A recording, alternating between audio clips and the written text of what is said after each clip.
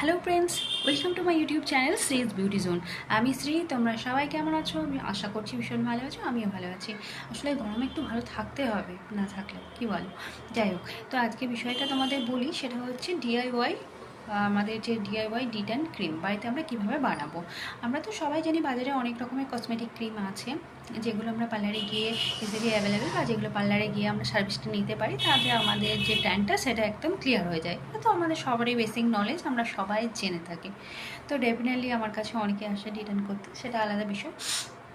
তো এখন কথা হচ্ছে, যারা বাড়ির থেকে বাইরে বেরোতে পারছে না, বা যাদের সারাদিন মনে করে এরকম ধরনের কাজ আছে, যারা যে পার্লারে যাবে সেই সময়টা তারা করে উঠতে পারছে না। একটা মেয়ের বাড়িতে বহু কাজ থাকে, সারাদিনে প্রচুর কাজ থাকে তার। যে বাড়িতে থাকে তার এমন নয় যে তার বাড়িতে আছে জন্য তার কোনো কাজ নেই। এই বিষয়টা কিন্তু একদমই ভুল, একটা ভ্রান্ত ধারণা। তার সবথেকে বেশি কাজ করতে হয়, উইদাউট পেতে কাজ করতে হয়। যাই হোক, তো সেটা আলাদা বিষয়। তো এখন কথা হচ্ছে, যারা তোমরা বাইরে যেতে পারছো না, বা গিয়ে পার্লারে সেই সময়টা দেওয়ার মতো সময় তোমাদের নেই, বেশি করে যাদের ছোট বাচ্চা আছে, বাড়িতে দেখবার মতো কেউ নেই, তাদের সেই জায়গায় গিয়ে দাঁড়িয়ে তাদের ওই বাচ্চাটাকে বাড়িতে রেখে দিয়ে গিয়ে সেই সার্ভিসটা নেওয়া পসিবল হয় না, বা কোনো মায়ের পক্ষে সেটা সম্ভব নয়।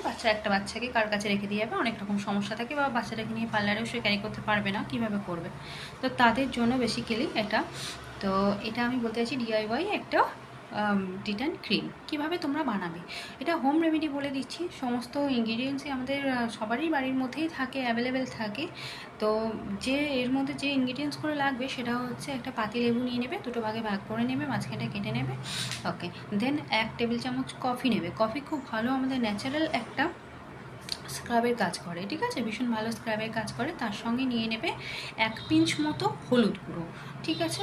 আর দেন তার সঙ্গে 1 টেবিল চামচ হানি বা মধু তোমরা নিয়ে নিতে পারো। অবশ্যই যাদের মধুতে বা লেবুতে অ্যালার্জি আছে তারা এটা অ্যাভয়েড করবে, একদমই করবে না। তাদের একদম অ্যালার্জি বেরিয়ে যাবে, ভীষণ খারাপ একটা রেজাল্ট চলে আসবে, একদমই করবে না।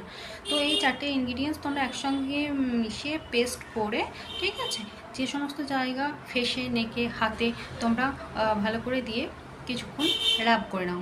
2 থেকে 5 মিনিট এটা ভালো করে একটু ঘষে নাও স্কিনে, হাতে বা ফেসে। দেন এটাকে ড্রাই হওয়ার জন্য ছেড়ে দাও, ঠিক আছে। যখন দেখবে 90% ড্রাই হয়ে গেছে, তখন হালকা হাতে একটুখানি জল নিয়ে সেটা একটুখানি 2 থেকে 5 মিনিট একটু রাব করে নেবে, একটু ঘষে নেবে, দেন ভালো করে ওয়াশ করে নেবে। দেন তারপরে তোমরা রেজাল্টটা দেখতে পাবে। রেজাল্টটা কেমন আসছে এটা আমি না, এটা এবারে তোমরা বলবে। আমাকে কমেন্ট করে অবশ্যই জানিও যে রেজাল্টটা কেমন পেয়েছো। ওকে, তো আমার এই ভিডিওটা যদি তোমাদের ভালো লেগে থাকে, একটু লাইক, কমেন্ট, শেয়ার করে দিও, আমার চ্যানেলটা একটু সাবস্ক্রাইব করে দিও। Thank you.